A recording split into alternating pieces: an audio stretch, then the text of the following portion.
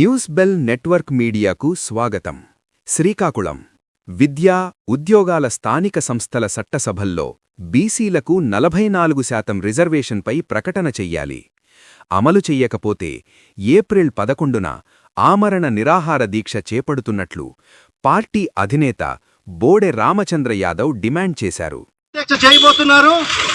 ఆ దీక్షకు సంఘీభావంగా శ్రీకాకుళం జిల్లా కమిటీ రామచంద్ర యాదవ్ గారికి మద్దతుగా ఈ బీసీ రిలే నిరాహార దీక్ష చేపట్టాం.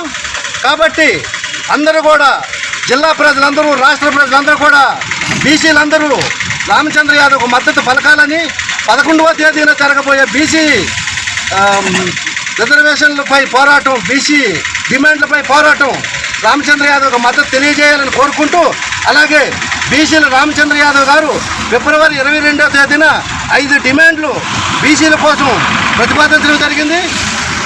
ఆ 5 డిమాండ్లు ప్రభుత్వానికి తెలియజేయడం జరిగింది.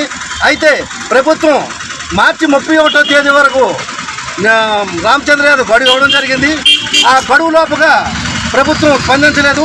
అందుకే ఏప్రిల్ 11వ తేదీన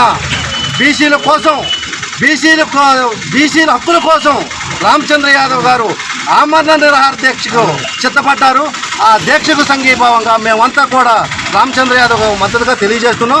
అయితే బీసీలు ఈ డిమాండ్ ఏంటంటే, బీసీలకు రక్షణ చట్టం అమలు చేయమని ఒక డిమాండు, రెండోది రాజధాని ప్రాంతంలో బీసీలకు 1000 ఎకరాలు కేటాయించమని రెండో డిమాండు, అలాగే జనగణనలో కులగణన జరిపించమని 3వ డిమాండు, అలాగే బీసీ కార్పొరేషన్ నిధులు కేటాయించమని 4వ డిమాండు, అలాగే